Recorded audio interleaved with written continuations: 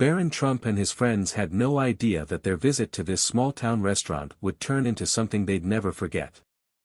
After the confrontation with the manager, Tom, and the kind intervention of Mrs. Anderson, word of the incident began spreading quickly. But the story wasn't over yet. As Barron and his friends were preparing to leave, a young girl around 10 years old cautiously approached their table.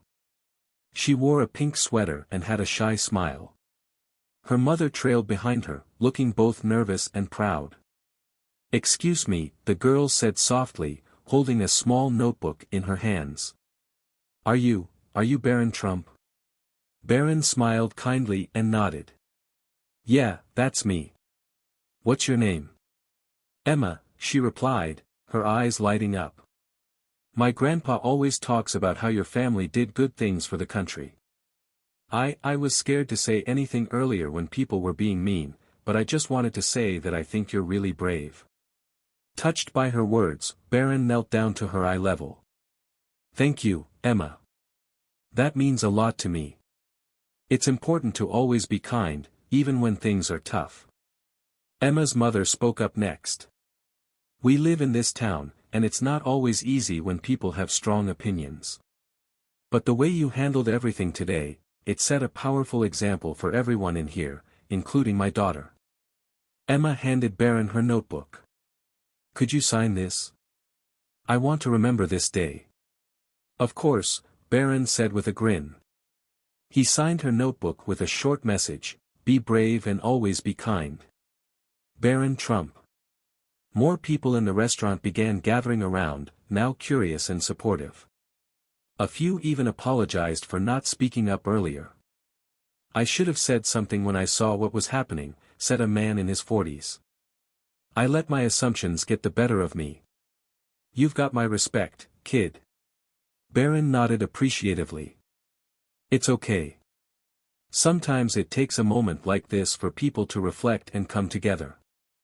I'm just glad things ended on a positive note." Just when the atmosphere had fully shifted, a tall, well-dressed man entered the restaurant. He looked around, puzzled by the large crowd. It was Jack Harrington, the local news station's reporter. He had received a tip about the incident and wanted to see what was going on. "What's all the buzz about?" Jack asked, stepping forward with his camera crew.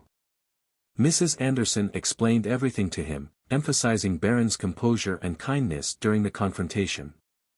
Jack immediately saw the potential for a viral story and asked Barron for a short interview. "Barron, I'm Jack Harrington from Channel 7 News. Would you mind sharing a few words for our viewers? You've clearly inspired a lot of people here today." Barron hesitated for a moment, not one to seek the spotlight. But after a gentle nudge from his friend Jake, he agreed. The camera rolled, and Barron spoke from the heart. "Sometimes people judge others based on appearances or symbols," he said. "But today showed me that understanding and kindness can break those walls down. I'm grateful to Mrs. Anderson and everyone here for reminding us that empathy matters. No matter who you are or where you come from, we can all treat each other with respect." The restaurant erupted into applause as Barron finished. Jack smiled, knowing this story had the potential to go viral. Within hours, the news segment was uploaded to social media platforms. Clips of Barron's calm response, Mrs. Anderson's passionate defense, and little Emma's interaction spread like wildfire. The hashtag kindness above all began trending on Twitter and TikTok. People from all walks of life shared their thoughts on the incident. "This is what America needs more of, young leaders who lead with grace and humility," wrote one commenter. A popular YouTuber reposted the clip with a reaction video. "Man, Barron Trump is out here showing more maturity than half the adults in that restaurant. Respect." Even celebrities began commenting. One tweet from actor Dwayne "The Rock" Johnson read, "Mad respect for Barron Trump today. True leadership is shown in moments of adversity." Meanwhile, Tom, the restaurant manager, watched in awe as the story unfolded. He hadn't expected his actions to spark such a powerful response. After seeing the outpouring of support for Barron, he knew he had to make things right. The next day, Tom called a meeting with his staff.